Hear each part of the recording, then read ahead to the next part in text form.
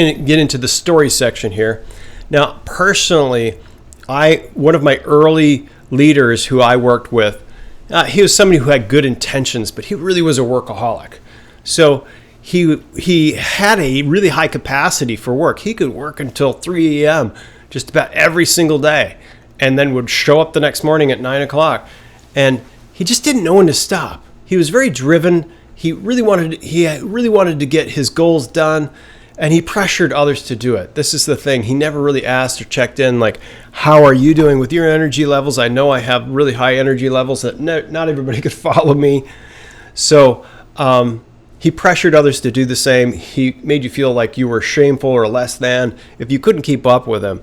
So in the end, he lacked discernment because he didn't know when to apply certain things. He was really good at one value, which is nobility, working hard, and he would do that sacrificially.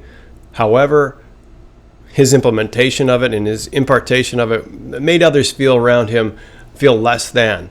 And he didn't express gratitude for the things that did happen. He sort of just made it into an expectation.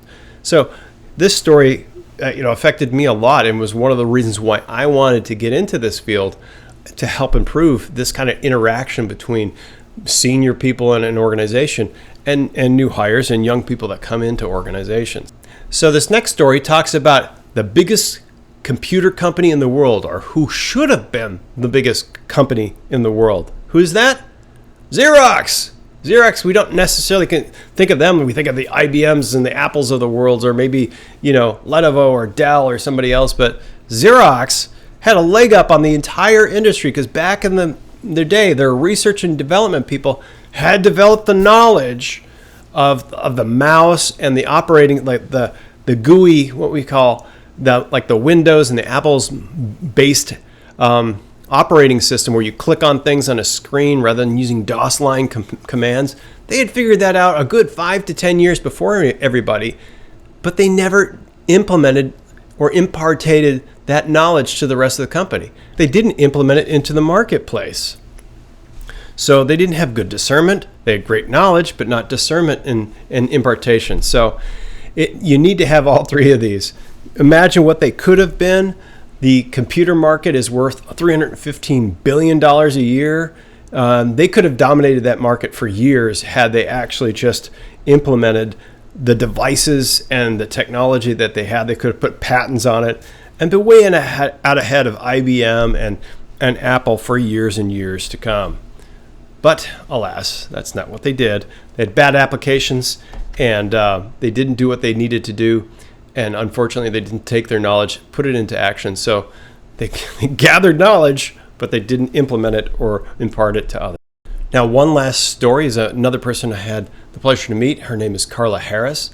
She does a lot of investment into new leaders. So she started doing a lot of mentoring and teaching in her practice.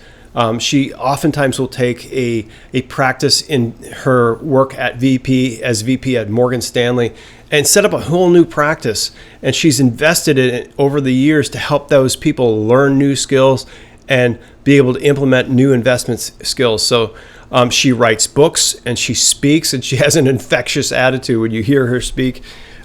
She really encourages people to be their best. So here she is. She's speaking at major conferences, and she writes books, and she's a alumni presenter at Harvard. So Carla is just a ball of energy and very inspirational in what she does. She really lives out the values of impartation and knowledge and wisdom in everything that she does in her role as a VP and as a leader. She inspires others to be really great people. So if you ever get a chance to listen to Carla or read some of her books, I would encourage you to do that.